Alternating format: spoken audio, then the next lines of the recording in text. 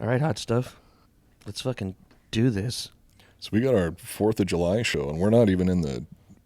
Not only are we not in the same room, we're not even in the same state right now. That's right. Where am I? I'm in fucking Missouri. I don't know, every now and then on the weekend, Dan just kind of periodically shoves a black bag over your head and takes you to some undisclosed location, and you show up after the weekend's over, and you're like, dude, that was insane. It's it's three things at once. Sex, drugs, and rock and roll? Yeah. We're here for Brittany's birthday because she was supposed to have her birthday here last weekend, and all the flights got canceled and all that drama happened. So we're doing that, plus it's the 4th of July, plus we're shooting for the Hard AF Seltzers while we're here. So we're shooting clips and videos and skits, taking photos, birthday celebrating, 4th of July celebrating. And now, most importantly, it's America's birthday. Yeah. Happy 4th of July, Coop. Happy 4th of July. In a way, it is a celebration of America, and we're going to celebrate America's beautiful baby boy, Elvis Presley. Iconoblast. We put the past on blast. Hit 'em with the truth, with things you never knew. Nobody is safe, no thing to place. Got Joel and Coop with history in your face. Iconoblast. We're talking about Elvis Presley today. And Elvis is kind of a controversial figure because there's the group of people that just absolutely love him and worship him like he's the second coming of Jesus. And then there are people like me that think his music's trash and think that he... So, I mean, initially I thought he was just a huge piece of shit. I mean, I think that about a lot of people. I think humans are naturally... you were just vibing, listening to his music, and you were like, I can tell through this guy's music that he's full of shit. No, just from stories that I heard about him. Was that the original? He was a... No, initially I had zero opinion about him. I knew that I didn't like his music. I thought that his music was overrated. Highly influential, yes, but I've always thought that his music was overrated. It's not my cup of tea. He's definitely no Britney Spears, I'll tell you that much.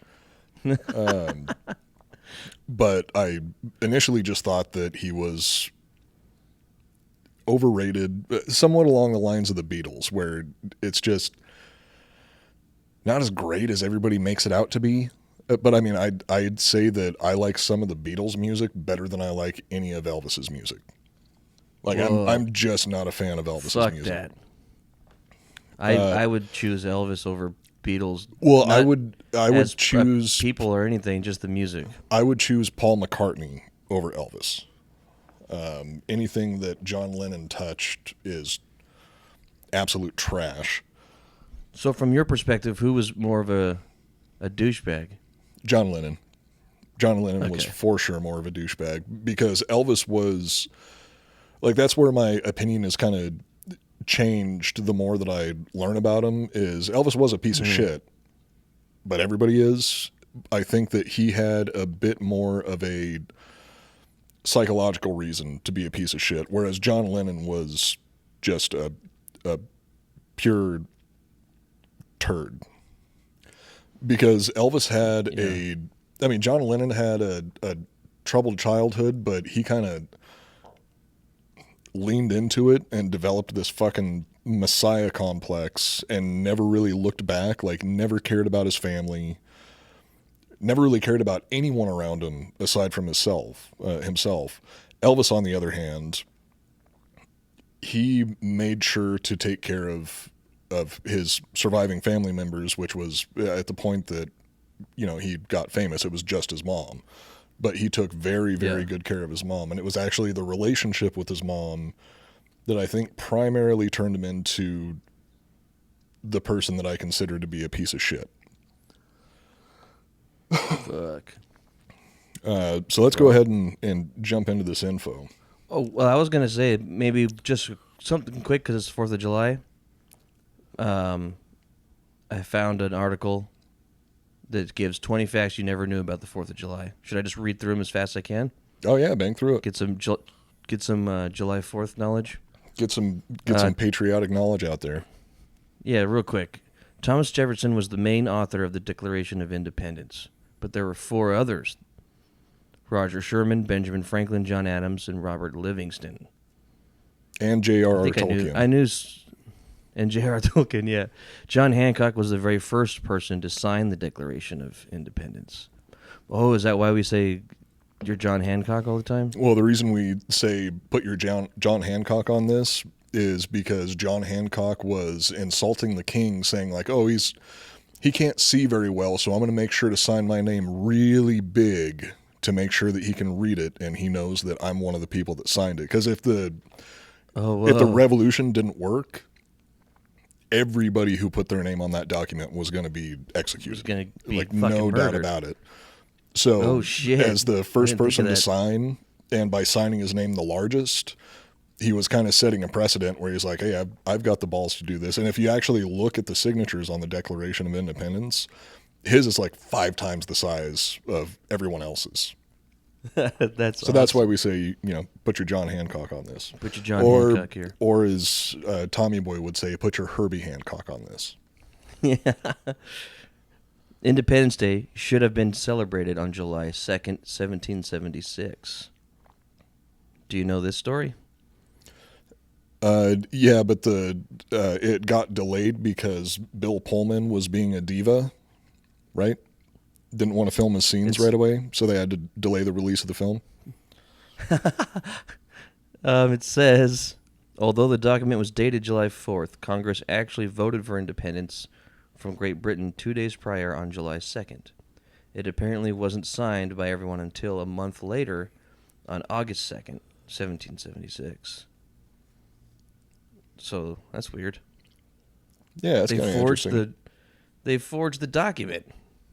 They probably retconned the whole story just to match up with the fact that a bunch of famous patriots died on the 4th. They were with Ben Franklin, so they were probably all fucking hammered. And he was like, what day is it? I don't know. Put 4. There's 4 of us here. Did you know that they wouldn't let Ben Franklin write the Declaration of Independence because they were so worried that he was going to put jokes in it? He probably would. When are we doing Ben Franklin? Yeah, we'll get around to it at some point. He's a sweet dude. So, John Adams wrote a letter to his wife about how memorable Independence Day would be in American history. Which is funny because most people black out on the 4th of July. Yeah. It says he was obviously right. In his letter, he said the day would be celebrated with parades, bonfires, and fireworks. And getting blackout pretty drunk. Accurate. And getting raped, yeah, on a boat. But he thought it was... That sounds like a that's personal story, not a tradition. Yeah. But he thought it was celebrated on the wrong day also. In fact, he was known to turn down invitations to 4th of July celebrations and protest. He thinks that it should be July 2nd. And he only referred to Independence Day as July 2nd until he died. Well, shit, that means that we should have celebrated yesterday. Ben Franklin was a sharp guy. Yeah. The Pennsylvania Evening Post was the first newspaper to print the Declaration, so what? An estimated 2.5 million people lived in the nation in July of 1776. Damn, only 2.5 million people? That's like less than the population of Los Angeles. Yeah, now there's 332 million people living in the U.S. as of July 4th, 2021. Us Americans just breed like rabbits. Yeah. Three presidents who signed the Declaration of Independence died on July 4th. That's creepy. Yeah, that was John Adams and Thomas Jefferson. And the third was... James Monroe. 5 years later. Yeah, I think July 4th. I think it was John Adams that said on his... They killed themselves? No. I mean, it was probably like a combination of syphilis and rickets and heart disease. Like or people punishment. People were super unhealthy back then. Was the British were still sneaking around doing assassination attempts on the day of the Day of Independence? No, I think it was more the founding fathers really loved to party, and they had horrible diets, so they most likely drank and fucked themselves to death. And I think it was, I might be getting it mixed up so John Adams and Thomas Jefferson died on the same day. And when John Adams died, his very last words They were in the 69 position. But they were ass to mouth. It was a reverse 69. Yeah. When John Adams died, his last words were "Jefferson still lives," but what he didn't know was Jefferson had just died a few hours beforehand. Because John Adams Jefferson's and last words Jefferson, were "fuck John Adams." Fuck, I gotta outlive that piece of shit. Yeah, Jefferson and Adams had a love-hate relationship throughout the course of their lives. They were like Paul McCartney and John Lennon. The Liberty Bell rings 13 times every Independence Day to honor the 13 original states. Who cares? Independence Day was once celebrated on July 5th. What the holiday fuck? fell on a Sunday in 1779, so the country is celebrated on July 5th instead. Yeah, fuck it. What the fuck? That's a Bastards. sinful day. A sinful day. Bad boys. The first 4th of July fireworks show took place in Philadelphia in 1777.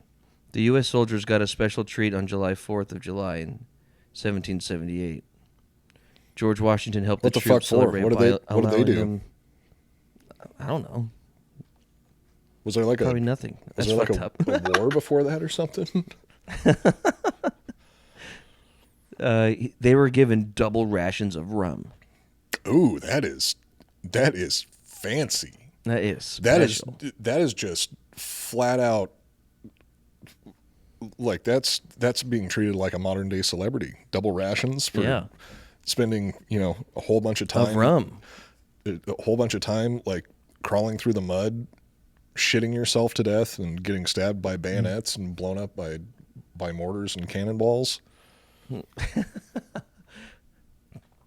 Americans spend over $1 billion on fireworks every year. It's not nearly enough. America, you got to step up those numbers. Those are rookie numbers. I bet more money is spent on alcohol on the 4th of July every year than is spent on fireworks. Oh, fuck yeah, for sure. Calvin Coolidge was the only president born on the 4th of July. Oh, that was one of the questions when we wrestled against Softcore History on their Patreon. No, that was when we were wrestling. That was on the OnlyFans. Oh, you mean the game show? The game show. I thought you were talking about the oiled up Greco-Roman wrestling that we did naked afterwards. The Declaration of Independence and the Constitution were both signed in Philadelphia. Thomas Jefferson believed that a new constitution should be written every 19 years. Benjamin Well, Franklin that's believed that the moon landing was faked. Americans eat around 150 million hot dogs each Independence Day. That was the last one. That was the last one?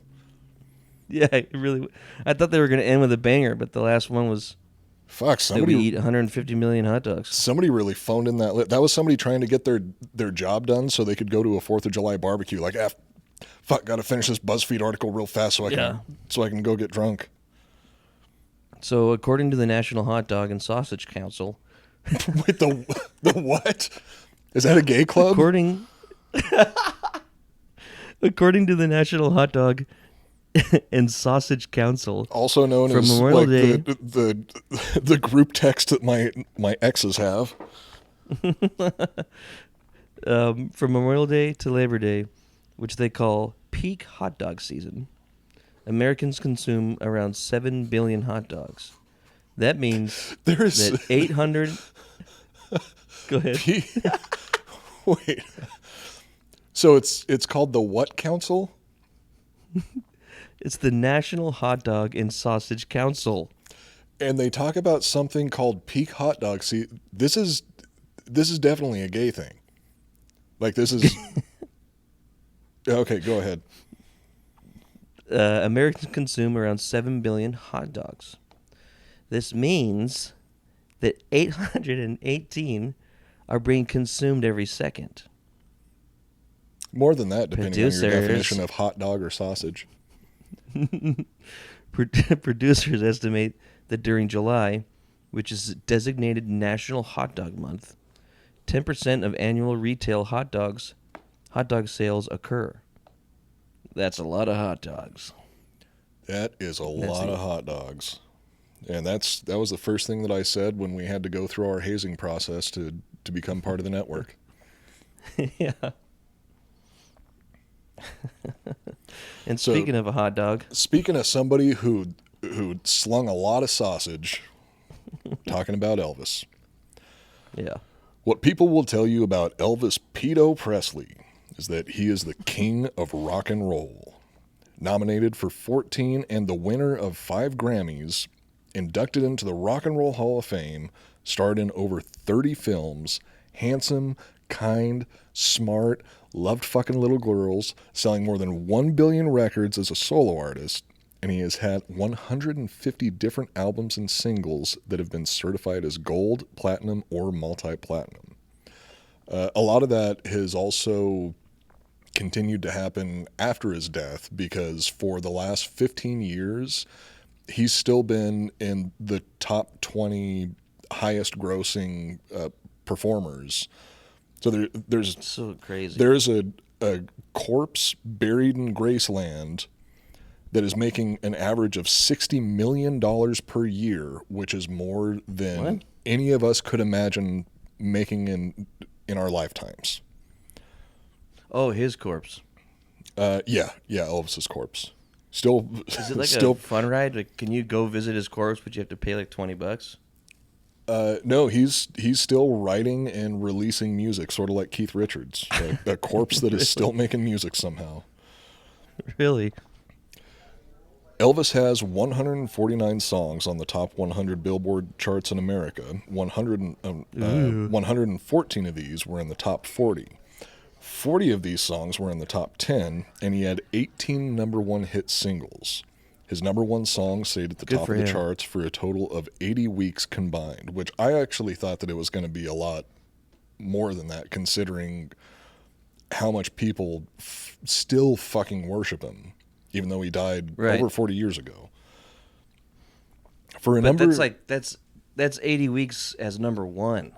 80 weeks is number one combined. I think that there are much less celebrated musicians that have had a single singles at number one for longer than that. I'd have to look into it. Oh, really?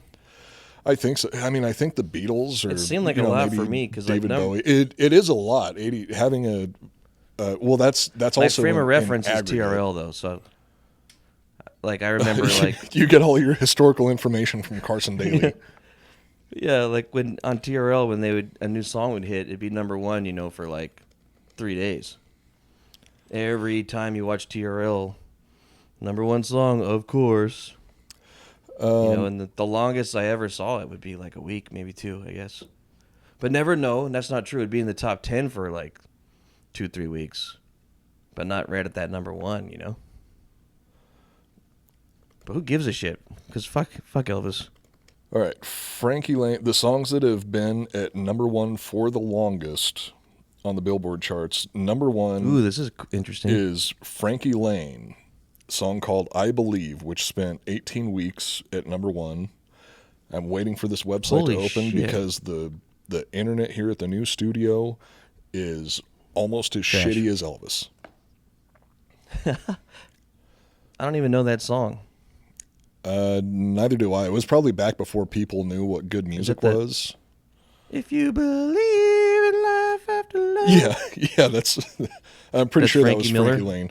Frankie Lane liked walking around in assless chaps, and it lived far, far too long.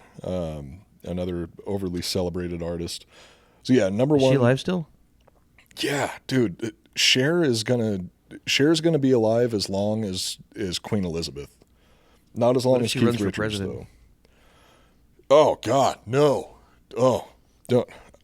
Cher is another artist that I can't fucking stand. She is so. She is respected way too much for the fucking trash that she's put out. I'm sorry to anybody who's a Cher fan, but Cher is fucking awful. I'll give her this though: the music video on the sailboat or on the aircraft carrier. you're thinking of Kenny Loggins and Top Gun. That's a honest mistake, though. That is super hot too. But Cher hasn't been hot since Sonny Bono was robbing the cradle back when they were still doing Sonny and Cher. She was hot in that video with the sailors. Is she blowing all of them? I don't think I've seen that one. She's like in a thong. That doesn't narrow it down. She still walks around wearing a thong, and she's like 90 years old. The Believe in Life After Love music video. Is it? No, that was so recent. Like, oh, okay, no. Cher, I was like a when kid. That song came out.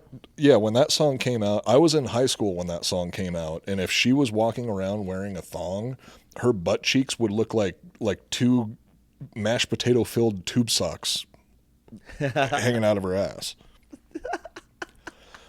So yeah, number one was. How dare you say that about Cher? Oh, I mean, just tell you, that music video, I'll find out which one it is so people can look it up. Well, if you just look up Cher aircraft carrier music video, it'll probably come up. It was my first time jerking off to a music video. It was to Cher. That one? Just wanted to get that out there. Kylie Minogue? You kidding me? It wasn't Kylie Minogue Can't Get Enough or whatever that fucking song was? I haven't seen that. Can't Get You Out of My Head?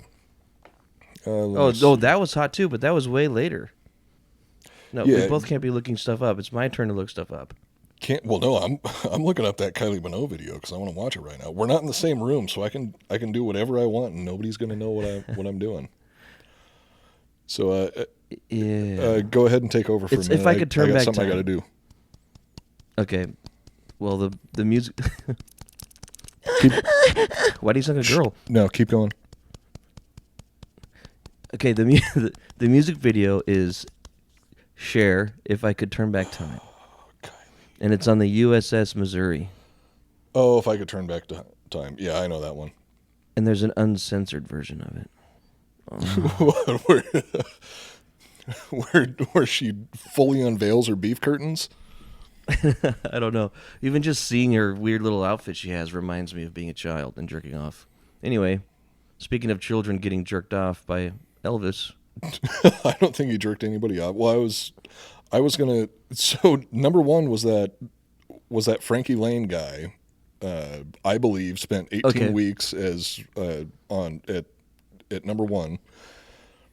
The second one on the list, Bryan fucking Adams. With everything I do it for you. He was number one. That single was number one for 16 straight weeks.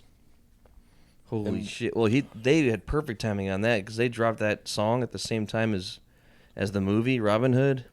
Yeah, like it was that's marketing and that's proper release structure. Holy shit! Number three is some fucking Scottish quartet called Wet Wet Wet. What the hell? With a song called Love Is All Around. Spent 15 weeks on the chart. Next one after Love that is all around. It must be a hot song. Okay, this pisses me the fuck off. Okay, next one on the list is Drake with a song called One Chance. Spent 15 weeks on the charts. Yeah. Coming in after that, Bohemian fucking Rhapsody by Queen. Bohemian Rhapsody is after Drake and after some fucking band called Wet Wet Wet. And after Bryan fucking Adams, some Canadian cocksucker. No offense to Canadians listening to the show. I go back and listen to some previous episodes, and you'll understand my feelings about Bryan Adams. Yeah. But literally, one of the greatest fucking bands of all time, with one of the greatest fucking singers of all time, was only on the charts for 14 weeks. But I bet you it was on the top 100, like probably still is. It should still be number one. That song can't be played out. Oh my God, this list is making me sick to my fucking stomach because right after Bohemian Rhapsody is Shape of You. Reality Check About Humans. It's Shape of You by Ed fucking Sheeran. Wait, that's your favorite guy. You were his jersey. Oh no, that was against my will. I can't believe that song was on there that long. ever? What rank did he place? So he was 1, 2, 3, 4. Number 5. The 5th longest single to be on the to be number 1 on the charts. And he's a one-hit wonder fucking too. Shape of You by Ed fucking Sheeran. He looks like in love with Ron your body. looks like Ron Weasley from fucking Harry Potter. You should have some respect for that. Like most of these fucking musicians and shit make it to the big top because they're all so hot. This dude is ugly. And his music's And trash. Also, it's a good shot I think, for men. I think that he sold So in his a way, soul to couldn't the you devil. like for the boys?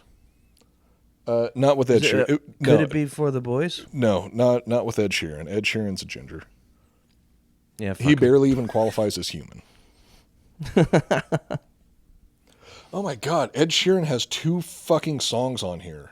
Okay, I gotta go back to the episode because Let's move on. This is just making me fucking angry. Coop, what are you drinking right now? I'm drinking a hard AF seltzer. I'm drinking the lemon lime Fuck flavor. yeah. Nice. and I'm having just whiskey on in a glass. I'm Not hoping even chilled. that it's going to calm me down a little bit because looking at those top charts just made me so fucking mad. Well, So Elvis anyway. is a piece of shit, so you're not going to feel it much better by the end of this. But talking shit about him Can I and say knowing that he's dead makes me feel a bit better. Ed Sheeran's still making music. That Weasley looking talentless piece of shit. Sorry. I saw 2 chicks shove Molly up their ass yesterday. For a number of years, Elvis's movies were top box office hits, and he was one of the highest paid actors in Hollywood. His 1968 TV special titled Elvis, which is a great title, is one of the most critically acclaimed music specials of all time. His 1973 special, called Elvis, Aloha from Hawaii, was seen in 40 countries by over 1 billion fucking people and made television history. More Americans watched this crazy. than they watched the moon landing. There are so many That's things. some fucking balls.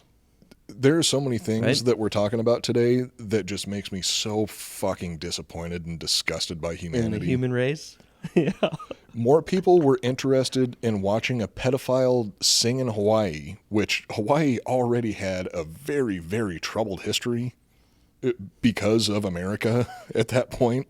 Mm-hmm. But more people were watching that shit than watched the first time a living human set foot on another astral body. Yep. What does that tell you? The same thing that I always learned from this show. Humans are trash. I'm not leaving Humans my Are Trash podcast. It's your solo. It's your solo show. I think that I'm gonna start off. I'm gonna start a spin-off podcast where I just rage all the time, and it's just gonna be called "Every Human is a Piece of Shit." No, I'm gonna include myself. That in is that what the list. show's supposed to be. I mean, think that's- that is what this show is supposed to be. There are some people rise above the baseline level of shittiness of people. But most don't. I would say 99.9999998% of people don't rise above the baseline level of human Just shittiness. I have a question for you. Yes. If you could make one of these 2 people disappear from history, never seen again, Me. you have to pick Me. Elvis Was or I? Oh. no, you're not cool enough. You have to deserve to be people want you to die. Elvis Presley not or Ed fair. Sheeran. Ed Sheeran. Me too. Fuck yeah. Because just because Elvis got so big, there's sort of just a wonder about it, you know. Well, he also There's had something about it where you're just like, it doesn't make sense. he had a Ed Sheeran's huge just influence gross, so kill him. on changing the face of music. He had a huge influence on little girls' panties too. Yeah, that he did. He Did you know that at his concerts, at his festivals and stuff, when he played shows, the humidity in the entire state would go up by like 20% because of all the steam in the panties. Just look that up on Wikipedia right now. No, that's a new one on me. I'm surprised that Wikipedia included that. Yeah, that when you see those old photos with it looks like there's steam rising from the fans because they're hot and sweaty. It's because they are from their vaginas. Well, I also heard that there would literally be, like, this is actually true. I heard that there would literally be urine all over the floor because some of the girls would freak out so much that they would just piss themselves. Holy shit. Because people are stupid. Yeah. Well, people were locked down so hard, right? They needed some... That was the most exciting thing they ever seen. They didn't even have TV yet. No, they did have TV because... Or porn. Because Elvis did an appearance on Ed Sullivan, and actually there has been porn around... That was later, though. But I'm, TV is like the equivalent of now, like people with drones. Like, there wasn't a TV in every home yet, was there back then? It was like radio. Everyone had a fucking radio. Everyone had a radio. I think that at this point, television would have been closer to like having a virtual reality headset. Right now, not every household has a virtual reality headset, but very soon, virtual reality is going to be in every single home in every house in the developed world. Not in my goddamn house. So for a number of years, Elvis's movies were top box office hits. We already talked about that.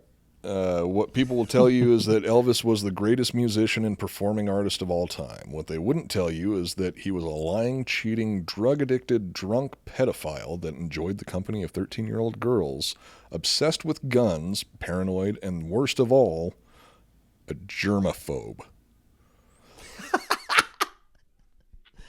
And the worst out of all of it, he didn't like germs. He wouldn't shake anybody's hands because he was afraid he'd get sick. Which they showed none of in the movie, by the way. Oh, no, I was watching comparisons between the movie and Elvis's real life, and yeah, they fucked up a bunch of stuff. They just made him out to be like a... Baz Luhrmann makes terrible movies, and he takes stories that would be interesting if they were presented factually, and just turns them into fucking like Moulin Rouge. I remember kind of that movie. I think I saw it once, but I didn't pay attention. The only Boz movie I don't like the Elvis movie, but I do like Romeo and Juliet with Leo. Oh, wait, that was Baz Luhrmann? Yeah. Okay, so we made one good movie. Elvis Aaron Presley was born on January 8th, 1935, as the younger of a pair of twins. His older brother, born 30 minutes before the king, was sadly stillborn. Although officially recorded as natural causes, my personal theory is that Elvis strangled his twin brother to death in the womb with his umbilical cord because the king of rock and roll doesn't share the spotlight with anyone. He had a twin? Yeah, he was a twin, and his older brother technically older brother was born 30 minutes beforehand, but he came out of the womb dead. Strangely with ligature marks around his neck, but nobody ever mentions that part. Elvis grew up in... Could you imagine that, though, giving birth in your you have twins, and the first one comes out dead. And this predates ultrasounds or anything like that, so you might not even know there's two. So I think maybe they could have told that there were two of them. Probably, there's probably two. You're looking pretty thick. After the first dead one came out, Elvis's mom was probably like, "Oh wait, I still feel like I got a piece of shit inside of me. I'm gonna keep pushing." You know how like when you drop a deuce, it's like you can tell there's something else coming because you still feel like there's something up there. Yeah, I think that's how she figured out that she had twins. Yeah. Yeah, I get it. Elvis grew up in Mississippi in an area that was predominantly black, and predominantly black is what most people would now call like an urban area, I guess, or ethnically diverse. He grew up in a poor area, a very, very, very poor area. As such, the young rock and roller spent much of his time attending gospel performances, which heavily influenced his later musical style. And by influenced, I mean he fucking stole it. It wasn't entirely his fault, though, because 1950s mainstream America wasn't exactly clamoring for African American culture, as I'm sure many of you know. This is one of the things that is used against Elvis, where they say, like, oh, he stole music from black people, which he did. He appropriated a culture. He appropriated a culture. Nobody else was going to be releasing that music at the time because everybody was fucking racist. Like, the entire music industry was racist because a huge portion of the country was racist. So there were, like, blues musicians that became prominent around that time and before that time. But it was always kind of like, oh, isn't this cute? Let's listen to this person that we consider to be the Negroes singing. Yeah, it's like, let's listen to this person that we consider to be subhuman make music while still simultaneously hating him. So I don't think that Elvis didn't purposely it's like watching cat videos for me. I do not understand that reference at all. Because you hate cats? I think they're fun, and I think it's fun and cute to watch their videos, but I hate cats. Oh, I hate cats too, and that's why I don't watch cat videos. Yeah. I don't even. Well, I don't watch them that much. Oh, but if a cat, now you're walking it back, you cat lover. But if a cat, turned into a, let's say, like, pretended to be a dog and then sang some songs, then I would like them. Oh God, I think we need to drink for that. Drink. So he grew up in a culturally insensitive neighborhood. Drink. Well, the thing is, he was actually, like, he wasn't afraid to go to the other side of the tracks and hang out with black people and attend these gospel shows and go to black churches and things like that. I think that's something in the movie. Instead of making it seem like, oh, he's stealing their music, I think that he should get some respect for not having the same racist tendencies as a lot of other people did at the time, where he was fine going and hanging out with people that other people considered to be, like, literally considered to be subhuman. Right. But he never gave any props to them, right? Like, he never was like, yo, what up? This next song is dope from my boy LJ. He fucking threw down on this track, and he lives over here in the urban area. No, because he's a black man. Because then people would be like, "Oh, I don't want to have any part of this. I'm not going to support this." Yeah, well, I don't know if he was smart enough to know that. I just think he didn't give a fuck. He probably didn't, or it probably, or his manager, his agent was like, "Don't say where you got it." Oh, or your career's over. What was his name? Colonel Tom something? I think his name's Tom Hanks. Well, no, that's who played him. Yeah. The colonel who wasn't even a U.S. citizen. Yeah, he was an illegal he was I think he was Dutch, and he immigrated to America illegally, and he prevented Elvis from ever doing a worldwide tour because he wouldn't be able to get back into the country if he left. He also took 50% of Elvis's money. Yeah. So the king got his start by being a thinly veiled attention whore at school. He claimed to be extremely shy, but would take any opportunity he could to get in front of his classmates and teachers and belt out the same fucking song over and over again, which was called Old Ship. Oh, shit. His attention whoring worked and led him to eventually winning second place in a talent show. From there, he was hooked on music and the time and the limelight it provided. His singing talent gained the attention of some local producers, which got him connected with fellow musicians and later got him a record deal. But we're not here to talk about his rise to fame. We're here to talk shit about a guy who's been dead for over 40 years and accomplished more than we could ever dream of. While on tour, this is where we get into the bad stuff. While on tour, Elvis would prey on younger women, and the younger the better. In his book, he writes about witnessing. There's a name left out here. Oh, there should be a name. There was not. Fuck. Some guy named Williamson. Yeah.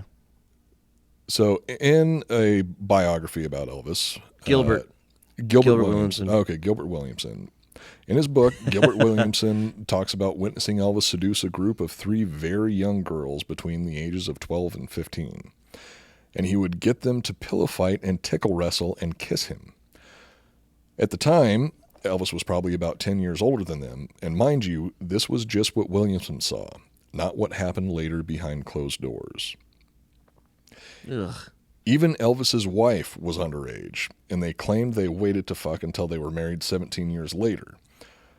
When they first met, 7 years later. When they first met, Priscilla was 14, and Elvis was 24. They met in Germany while Elvis was in the military. And when... Oh, they did? Yeah, when Elvis first met her, he asked how old she was, and he was like, "Oh, you must be in, you must be like a sophomore in high school or something like that." She was like, "No, I'm actually 14." He's like, "Oh, you're just a little baby," and then proceeded to work out a deal with her family where he could continue communicating with her, and eventually got her to not move in with him. He convinced her family to let underage Priscilla move in with his family near his home so they could see each other on a regular basis. But that's how he got her family comfortable with it is, no, she's not going to be living with me. I'm just going to be calling her every night. I'm going to be calling her every night at 7 p.m., telling her to dress this way and be ready by 8 p.m. so I can take her out. Jesus. In Elvis's mind... Fuck? That's weird. Oh, it was super fucking weird. Super fucking weird. And is he super famous by this point now? This was probably the height somewhere in the middle, right? No, this was probably the height of his career. He got a little bit more famous after wave, he right? Yeah, there was like a comeback. It's like a comeback. But it was, right? It was like similar to Iron Man. No, so this would have been during Robert Downey Jr.'s original heyday, except it's kind of reversed because with Robert Downey Jr. he became even more famous after his comeback. With Elvis, he never attained the same level of stardom that he initially had back in the 50s. Really? I thought it was the opposite. I thought he got fucking huge and then kind of faded away for a bit, made a bunch of movies. And then when he came back in Vegas, it was like... He made a bunch of movies. More than ever. He faded away. When he did his comeback, it was nowhere near his original heyday. Nowhere near his original heyday. I didn't know that. I thought it was the opposite. Like my lady, when you mentioned Elvis to her, all she can see is Vegas Elvis. At that point, Vegas Elvis was the one that spread around the world, right? And OG Elvis was just famous in America. No, I mean that is kind of how it worked. That's primarily because of his toxic relationship with his manager, with Tom Hanks. Yeah, Colonel Tom Hanks. But Elvis never got back to the point that he was at during his prime, which was slightly before and slightly after his stint in the military. Like that was the peak of his career. That was when like every single one of his songs was becoming a hit single. Later on during the Las Vegas years, at that point he was a joke in the music industry. Like all of the other famous bands that were around at the time, they knew that he was a legendary rock and roller, but at that point it was like he was a joke. They had respect for what he did before, but suits and the reason sold out to Vegas. The reason the Vegas Christmas period, album. The reason the Vegas period of Elvis is so memorable is because that's one of the most televised ones. Like it was when television was becoming more popular, and that's when he had his iconic style where he was wearing the jumpsuits and the capes. And he had that one point at the end of the concert where he like spreads his cape out and it's got an eagle on it. It was a spectacle, but he was not respected as a musician. And his songs weren't charting the way that they used to. It turned into like a vibe and a thing and this magical rock star vibe shit to be becoming literally becoming a Vegas show. Yeah. Yeah, he turned it like Wayne Newton. Everybody knows who Wayne Newton is. Hasn't had a number one single well, I think he's also dead. Is that the guy that discovered gravity? Yeah. Yeah, Sir Wayne Newton. Very, very famous scientist. Mm-hmm. For Elvis, in his mind at least, it was okay for him to fuck women while on tour all the time. But when Priscilla admitted to cheating on Elvis with her karate instructor, Elvis snapped and forced Priscilla into having sex with him, saying, "This is how a real man makes love to his woman." The relationship between Priscilla and Elvis was so a decent amount of this stuff I'm going to be slightly paraphrasing for the rest of the episode. The relationship between Priscilla and Elvis was extremely controlling, extremely toxic. Elvis would tell her their marriage didn't even last all that long. It lasted like 2 years. Elvis would tell her how to dress, what colors to wear, how to do her hair, how to do her makeup, and he would simultaneously treat her like a younger sibling and his mother at the same time. Where maybe not a younger sibling, but like he would treat her like a cult member and his mother at the same time, where whenever they were doing anything in public, he would have full control over everything that she wore, the way that she did her makeup. He pretty much made her dress like his mother also. He made her dress like an older woman. And Priscilla, when they were, I think it was before they were married, when they were still dating, when she was still like 16 or 17 years old, and at this point he's damn near 30, he would call her up at like 7 o'clock at night and say, "Be ready by 8 o'clock, and this is what you're going to wear." He full on controlled her life, and it wasn't until she was, I think she was around 27 years old when they actually finally split apart, and he got engaged to another fucking woman while they were still married. But it wasn't until she was 27 years old that she finally split off from him. And at that point, she didn't know how to live for herself. She had never signed a check before. Like, she had to learn how to do all of these things because Elvis was rich and famous. He had taken care of all of this stuff for her, but also didn't allow her to branch out and become her own person. Like, he controlled everything about her life. And oddly enough, she still has a lot of love for him, even to this day. Why would he want to do that? Because of his relationship with his mom. Paranoid? And no, it was a combination of a personality disorder and the relationship with his mom that turned him into the person that he was, which makes me think that he's more of a tragic character than John Lennon was, because I still believe that John Lennon was just a piece of shit. I think Elvis was turned into what he eventually became. I think John Lennon was born to be a piece of shit. It's my personal opinion. People can disagree with me. They can send me evidence to the contrary. I would actually love it. I would love for somebody to be able to convince me that John Lennon isn't a horrid piece of shit. Elvis, I think, is a victim of his circumstances. It doesn't make him a good person. I don't think it necessarily makes him a bad person either. What he eventually turned into was, a piece of shit. He was also a hypocrite. That's one of the things that I think upsets me the most, that was fully in his control, is Elvis he didn't like to drink. He drank very, very rarely. And he absolutely hated those drug-doing hippies, those drug-addled hippies. to the point where he got Richard Nixon to give him an honorary badge to make him a member of, I don't remember the agency. Anti-drug bullshit. Yeah, an anti-drug agency. He would even tell get drugs. No, see, that's the thing. It was full-blown mental gymnastics that he was doing to make himself not a hypocrite, because he hated, there was a Las Vegas dancer that he met at one point that he developed a relationship with, and when she let slip that she had smoked weed before, he was like, "Oh, don't you ever do that again.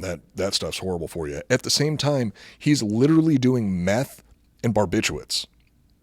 Yeah. But the difference is he was getting it.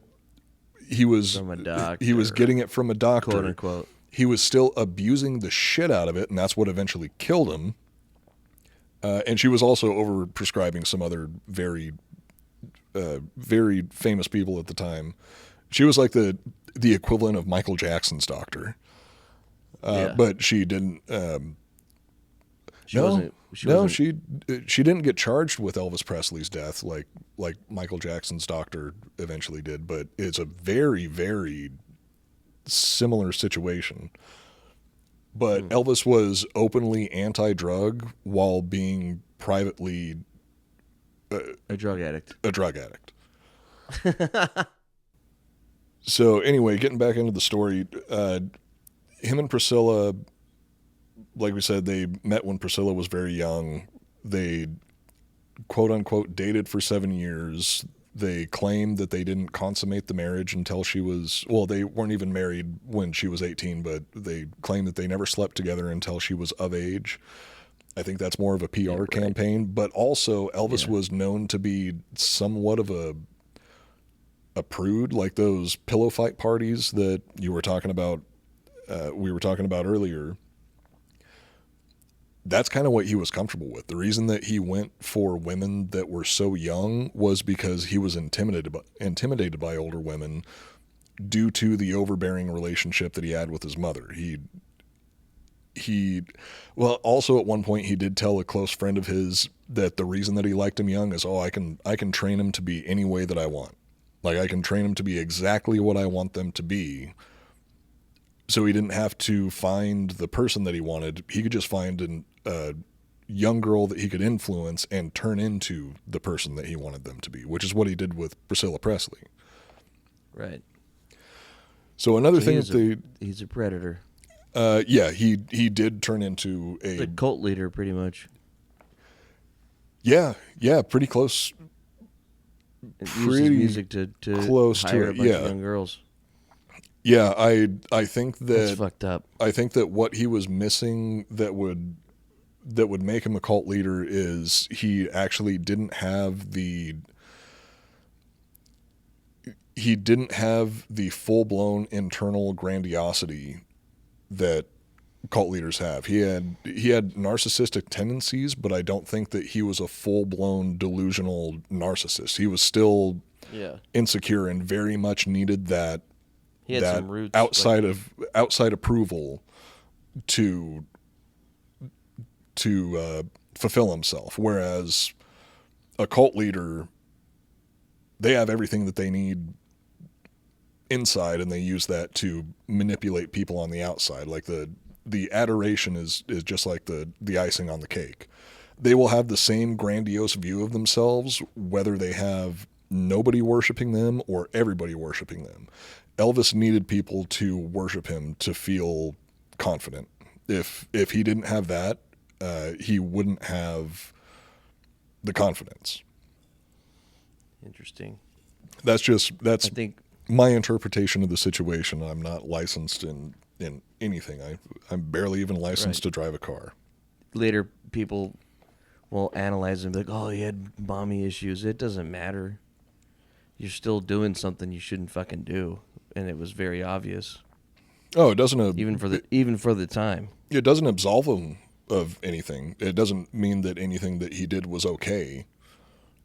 I think that it's so we haven't talked about him on the show really, but you and Jesse and I have talked about Carl Panzram, and Carl Panzram was a horrible, horrible, insanely horrible monster and serial killer who did unspeakable things, like absolutely atrocious things. Yeah. Carl Panzram was the result of his life. And then when you look at somebody like Ted Bundy, for Ted Bundy, all of that was coming from the inside. He was born that way.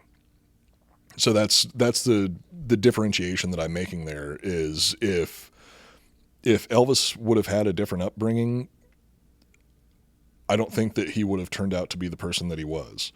If Carl Panzram would have had a different upbringing, Carl Panzram, once again, want to reiterate it, Carl Panzram was an absolute fucking monster. He was one of the worst, most disgusting, horrific serial killers in history. He was also a genius despite being practically uneducated. He was an amazing writer. He was fully self-aware that the things that he was doing were bad. And he would admit it in his letters and his interviews. There's no recorded interviews. All the documentation that we have about Carl Panzram is letters that he was sending to one of his corrections officers that he developed a relationship with. And Carl Panzram was angry at the world. He had been horrifically abused when he was growing up. And he wanted to do bad things to get vengeance on the world because he hated the world. Ted Bundy had a pretty good life. Ted Bundy was just a monster. Carl Panzram is Elvis Presley and Ted Bundy is John Lennon. And that's the distinction that I draw between the two. John Lennon was always going to be a monster. Elvis Presley was turned into a monster. Fuck. That makes sense. So another thing that they won't tell you about good old Pedo Presley is that he was obsessed with guns, which this is something that I wasn't aware of until very, very recently. One time on a whim, he spent $20,000 on a bunch of guns at a local gun store. And at the time of his death, he had 37 guns with him, which, when you compare that to my family members, those are some weak-ass numbers. My Uncle Jerry had, like, well over 100 guns when he died. Really? Oh, God. My Uncle Jerry had rooms where there were, like, his nice guns, he would keep those ones in cases and in safes or mounted on the walls. And the guns that he didn't care about, like, there would just be literal piles of fucking guns around. He had so many goddamn guns. So, yeah, 37 guns, that ain't much. I mean, that's a lot for considering who you are and your lifestyle. And, like, is it necessary, you know? Did he actually like them, or was it just, like, impulse buying, or, like... Oh, no, he was... Like, why? My Uncle Jerry, he was a gun enthusiast. No, I meant Elvis. Elvis... I don't know, 37... Your Uncle Jerry is going to the shooting range and doing shit, and he probably was a hunter and probably had... Yeah, he was a hunter for a long time. For having guns. Like, Elvis was just a fucking dude that sang. He never went hunting in his fucking life. Put money on it. Unless he was with a hunter that did the hunting for him. Do you need to be a musician to own albums, or do you need to be a professional musician to own a large collection of guitars? People collect comics. People collect... Most people that collect records and have a shit ton of them are obsessed with music. Yeah, and it's weird. People who collect a large amount of guns, I would say it about anyone that collects a bunch of anything. It's weird. Like, I love video games, but I don't need to collect every goddamn game. Yeah, well, I mean, there's a collector mindset that goes along with that. Like Jay Leno, he's got 1,000 cars. I think that's creepy. I think it's... Like, you don't fucking need that. You don't need it. I think it's a bit much. I think there are better things that you could be doing with your money, but you're making that money yourself. You can spend it on whatever you want, and if it gives you joy collecting a whole bunch of old school cars... Especially, like, with Jay Leno, it obviously doesn't, or you would stop. Like, it's like you keep buying guns or cars or toys. It's the buying of something. The collector mindset is different. Like, you can never complete your collection. as a collector. Right. I don't think that Elvis was a gun collector, though. No, because if he was a I gun think he was collector, just a 37 is fucking a crackhead. weak ass number. Yeah, I think he's just a crackhead. I think he think forgot. He kept forgetting that he had guns and would buy more. I think that with him owning 37 guns, that's just him like, oh, hey man, these guns are pretty cool. I think I'm going to spend $20,000 Yeah, and buy yeah, exactly. 37 And that's guns because I got a fucking- shitload of money. Yeah, it's really weird. I think it's weird. Owning 37 of anything is weird to me. That's just me. How many articles of clothing do you have? I've got 8 shirts, 1 pant, 5 boxers, and 10 socks. I think if I added up all of the, But those are all different things, and they're just necessary. if I added make up it all through the days. all the shirts and underwear and socks that I have, it would probably be a little over 37. Right, but you don't have 37 of the same exact shirt. I own more than Well, I guess 37 video guns games. are different. Like if I combine my Steam library on my PC, Digital doesn't count. Well, how does it not count? Because it doesn't add up. Like if you still had your fucking Xbox DVD collection on the wall of 37 games, I'd be like, bro, that's weird. I mean, I think I've got. You don't need that. I've always found collectors creepy. Maybe it's just a personal thing. Like people that obsess about like. Actually, the only thing that I think doesn't bother me is like when people collect books. There's too much different shit and there's so much information in books. There's different stories and different worlds. So each book is a different thing. That's okay with me. But I think collectors are creepy. Like Ghost, if he was collecting all that stuff and keeping it for himself. Ghost, if you have a house with fucking 500 weird artifacts, you're creepy. Oh, Joel, you're describing my goal. Is I want to have a house that's just completely decorated with I know historic cool. artifacts. You're a creepy like guy, pieces but you're of not history. dangerous. Creepy doesn't necessarily mean that you're gonna fucking kill everyone. I think that having like if we're talking about historic artifacts, having a house that is entirely decorated That's a little with, different. They're all different. That's what I mean. But if you were obsessed about just megalodon teeth, and you were like, check out my room, and you had 37 left megalodon tooths, I'd be like, that's kind of weird. Wait, is there a left tooth and a right tooth? Or upper tooth. You only collected upper jaw fucking megalodon teeth. That'd be Okay, there is a difference That's just between weird. upper and lower. But if you have a broad collection of, if you're like Indiana Jones, I don't know, they're different at least. It would still be weird. It's like if people that collect fucking animal heads, and they have like fucking 40 different animal heads in their house that they stuffed and put on the wall. It always makes me feel weird.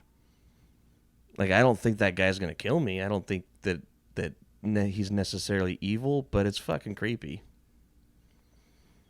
I don't know. Like I think it's. If I walked into a room and a guy had 37 guns mounted on the wall, I'd be like, I'm out of here.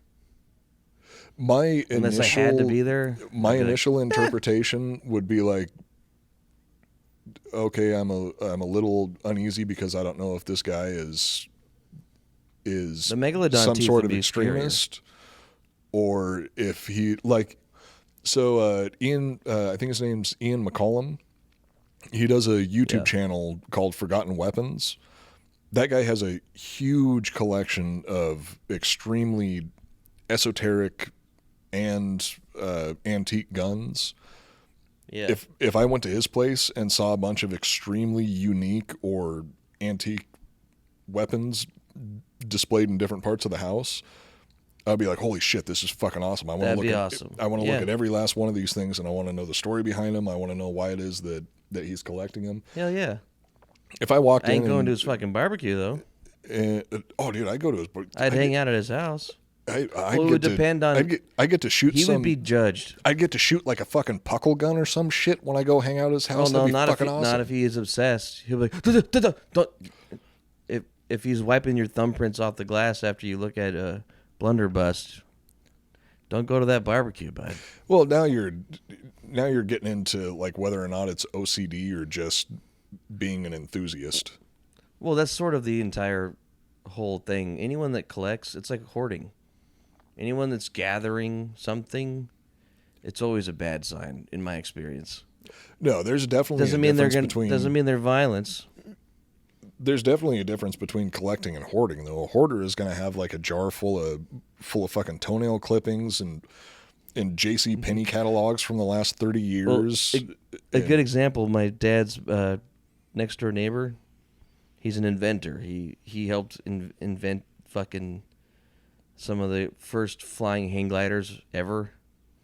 His name's in a museum and his first invention's in a museum. He's a hoarder, but he's hoarding. Your dad lives next door to the articles. Wright brothers? No. Is it Orville or Wilbur? Not the first fucking ever manned thing, but specifically like non-motor powered. It's this type of hang glider. I don't know that he invented. I'm not allowed to say his name. He hides his inventions. He actually tests them in my dad's pool all the time. Oh, because he was part of Operation Paperclip. He got smuggled over from Germany after World War II. This is true, Coop. This is true. What? He got smuggled about over this from guy Germany before? after World War II? No, but that he's an inventor and a hoarder. Yeah, But he's you've a told genius, me about him and he's before. not a threat. Yeah, he's not a threat. He's not dangerous. He's not going to hurt you, but he's completely out of his mind and creepy. And he collects all kinds of shit. Like his yard is just covered in random items. Yeah, to me that sounds like hoarding. Hoarding and collecting have different definitions. And if I go to somebody's place, stupid and retard.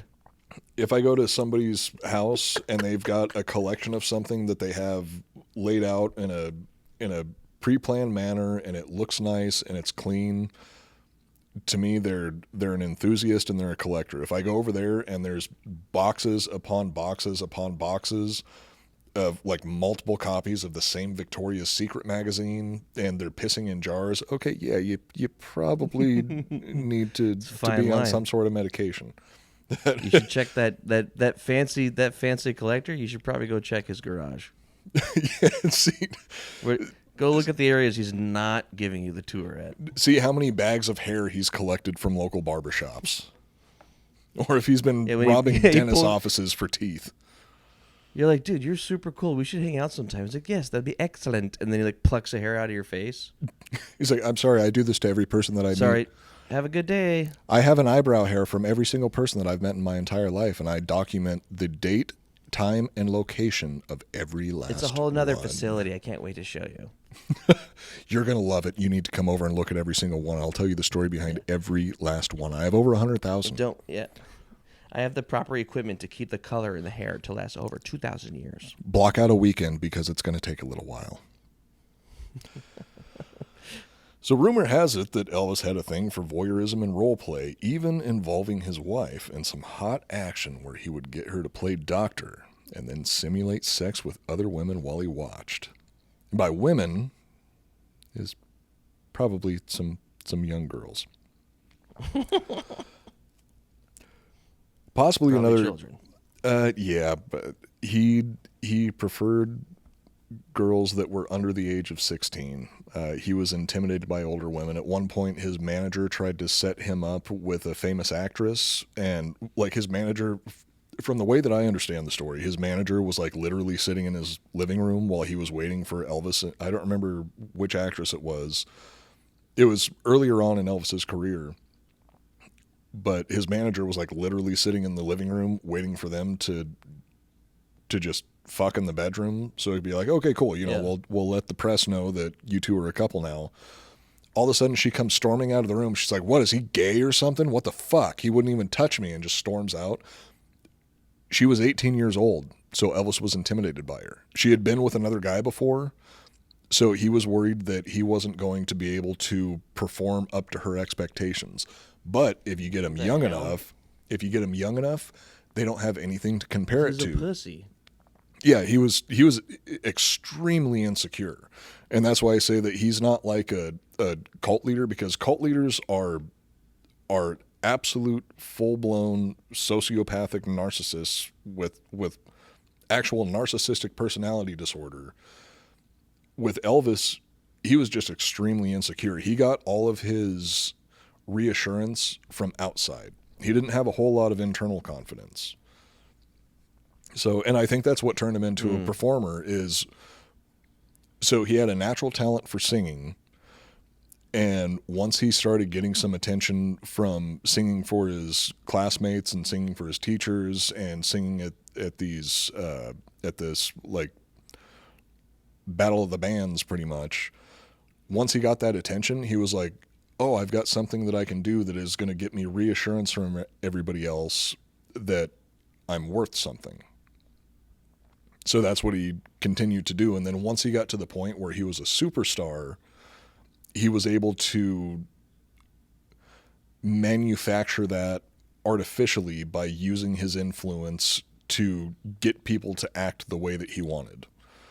But the older the girl was, the harder it would be for him to get them to manufacture the experience that he wanted.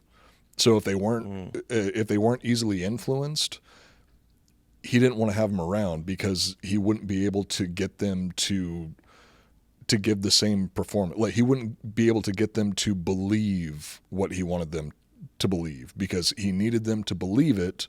He needed like the young girls, he needed them to believe that he was the greatest man ever, but they didn't have anything to compare that to.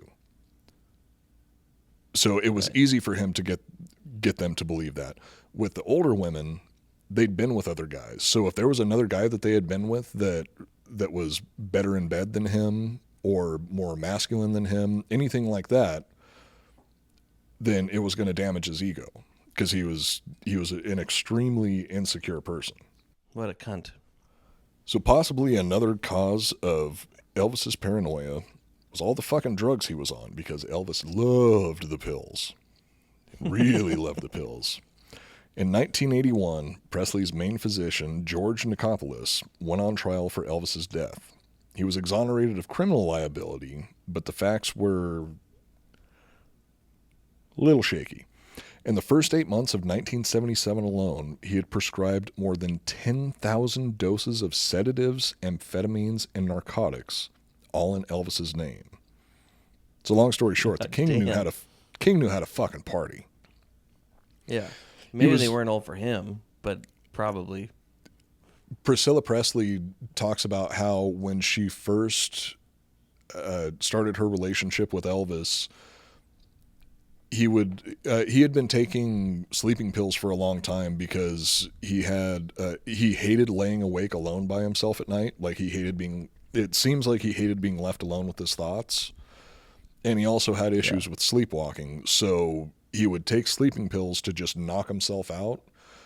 And then once he got into the military, he was introduced to dexedrine, which is a type of methamphetamine that was used in the military for quite a while. There's still a form of it that they use for, I'm sure they use it in some special operations, but also it's really common for like fighter pilots. They'll be given doses of a certain type of amphetamine. I don't remember what it's called. Maybe it's dexedrine. Maybe cocaine. It's most likely something. Crack. No, they've got enough money to give them the shit, best fucking shit that you can think of. But at the same time, after a mission's over, because some of these like pilots in particular, they'll have these super, super long flights that they have to do where they have to be alert the entire time. And if something goes down, they have to be combat ready. They got to be ready, so they'll jacked up. Yeah, they'll give them stimulants. And then when they come back, once it's time to go to bed, like I know give this. Them a downer. I know this from inside information that, yeah, they take uppers while they're on the job. And then when they get back, they have to take like Ambien and shit like that to put themselves to sleep, or else they're just never going to be able to sleep. And then they get very, very little time to sleep before they have to go on their next mission. So they juice them up again. Fucking hell. Yeah, drug use in the military, like sanctioned drug use in the military, has been around since World War II. The entire German army was on methamphetamine, and that's why they were so fucking effective. I mean, I think it makes sense. Like, if you're at war, you got to juice up your soldiers, like the stim packs from fucking StarCraft. Oh, dude, it honestly, yeah. Juice them up, dude. Absolutely. It's going to hurt your body for a bit, but you'll be okay. It puts you into a state that you can't reach naturally. And especially when the stakes are that high, fucking do it. I mean, I hope to God that all of our Navy SEALs and Delta Force and Green Berets, I hope they're juicing those guys up with fucking steroids, with methamphetamine, with fucking psychotropics, like any drug that is going to turn them into a superhuman. Do it. We need them to do it, because that's the only way that we can currently make somebody superhuman. That's like our current version of the Master Chief from Halo. We just jack them up with a shitload of drugs and then unleash them at the enemy. It's destructive, but I honestly don't think there's anything wrong with that. Yeah, I mean, it has to be done if you want to win.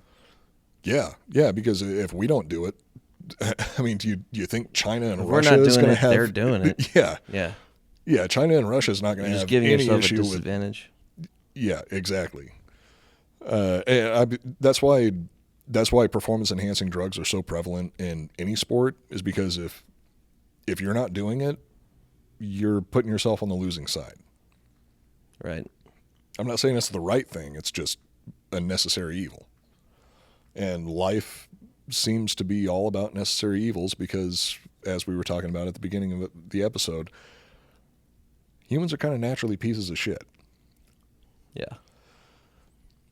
So Elvis was known to have taken Dilaudid, Percodan, Placidil, Dexedrine, Bifetamine, Tuinol, Desbutol, Escatrol, Amobarbitrol, Quaaludes, Carbitol, Seconal, Methadone, Ritalin, and the list continues from there.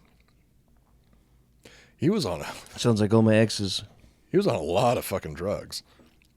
Yeah. Elvis spent almost 8 years performing in Vegas, went on to meet Nixon, trying to get some sort of permission to do drugs or something weird, which we were talking about before. He was doing all of these drugs, but because he had an issue with people doing drugs, but because they were prescribed, it was okay. Doing the drugs was bad, but it's okay if you get it from a doctor. Yeah. I have an issue with that because I think it's just fucking to me, that is just full-blown hypocritical, where he's abusing drugs. He has the ability to abuse drugs. He has the access to the drugs to abuse them. But anybody who was getting them not from a doctor, like there are people that were using drugs less dangerous than the ones that he was doing, but they were getting them. He was like, fuck you. Yeah, they weren't getting them from a doctor, so that makes them a piece of shit. But you get them from a doctor, abuse the fuck out of those things. So anyway, Elvis spent almost 8 years performing in Vegas, went on to meet Nixon, trying to get some sort of permission to do drugs. He lost his wife, lost his friends, lost his mind, lost his six-pack, while performing 636 shows at the International Hotel. For 2 years, he was performing 2 shows a night. Eventually, this all caught up to him, and on August 16th, 1977, the king of pillow fights with 13-year-old girls died of a heart attack in his bathroom in Graceland. He was found by his teenage girlfriend, Ginger Alden.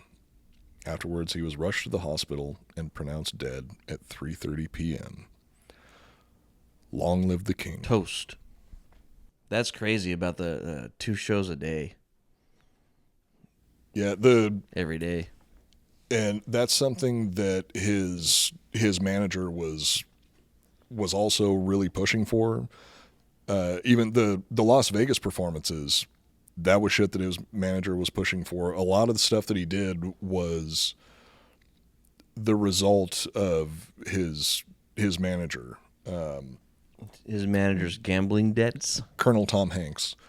Yeah, I guess Colonel Tom Hanks. I guess his manager eventually ended up owing $30 million to the International Hotel. Or no, he owed it to like the Hilton Hotel. Yeah, there's a scene in the movie where he sits down and there's some guys there. They never say who it is. I think it's the owners of the hotel. And Elvis is performing, and they're like, "You keep this guy here, all debts are paid." But it felt like a fake scene, like a sum up of the situation to make it make sense. But basically, it was a fake scene because what happened was Elvis ended up going on a rant about one of the Hiltons at the time, and that pissed off Colonel Tom Hanks. And they ended up getting I guess in the movie he fires his manager while he's on stage, right? Yeah.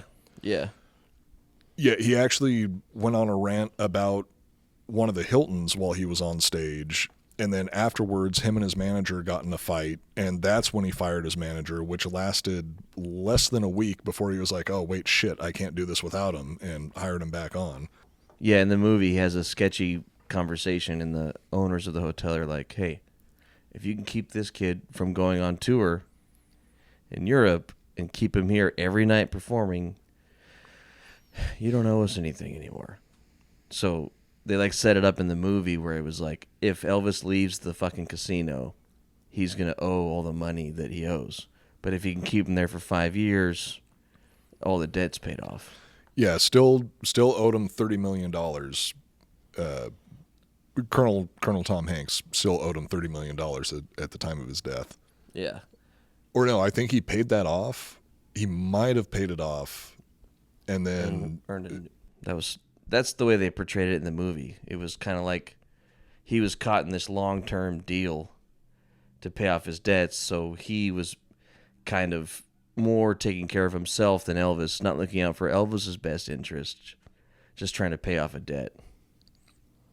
I don't think that his manager was looking out for Elvis's best interest at any point in their relationship. I don't think so either. From the beginning of their relationship, except to make them both rich. Yeah, he saw a cash cow and he was maximizing that. But in the movie, he's like a circus act guy. He started off. And then he sees Elvis. He started off as a carny. Which is already shady. I wish I could remember his name. I should have thrown that in the notes. Commander Tom Hanks. Colonel Tom Hanks used to be a carny, but at the point that he Tom Hanks. Carny Tom Hanks, when he started representing Elvis, he was already a talent agent. They didn't meet while Carny Tom was still working as a carny. Okay. They kind of mix it. In the movie, he's got some other talents. He has like 2 performers that sing and dance and play guitar, but they're performing at the fucking carnivals. Yeah, at the point that he started representing Elvis, he was already a full-time talent agent. Okay. And was he fat and gross like Tom Hanks? Oh, Tom Hanks looks like fucking Adonis compared to the real life character. The real life character is like, even in the movie. Oh yeah, yeah. Even the way that they make him look in the movie, Tom Hanks still looks like fucking looks like an angel. Tom Hardy. Well, yeah. When Tom Hanks has no makeup on, they're almost the same looking. Tom Hanks and Tom Hardy. I know, yeah, Tom Hanks, he's fucking jacked, dude. People don't realize that very often. I think it's because of Castaway. He got so skinny for that. Yeah. Well, Coop, I got to wrap this shit up because we got to get the fuck back on the boat. Yeah, that's the partial story of Elvis Presley. Yeah. Follow us on Instagram at Iconoblast Podcast. You can follow me at Coop Newcomb. You can follow Joel at Joel R. Benner. Tune in to the Drinkin' Bros History channel on YouTube every Monday night at 9 p.m. Central Standard Time, the only time that matters in America as far as I'm concerned. And Joel and I are in the live chats, and everybody, happy 4th of July. Happy 4th of July, everyone. Party hard. Fuck someone you didn't mean to. Cheat on your wife. Get someone pregnant. Blow it. Just blow it this time. Fuck it. You deserve it. It's the American You've way. earned it. Be like Elvis. Wait, no. No, don't Never mind. Don't be like Elvis. Make sure that anybody that you have sex with is of age and consenting. Cheers, Coop. Let's do a shot for the 4th. And for Priscilla for putting up with Elvis's bullshit. All right. Cheers, Coop. Cheers.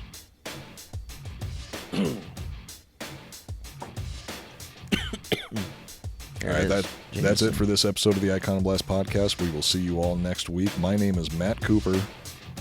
I'm Joel Benner. And we're reminding you to never take anything at face value.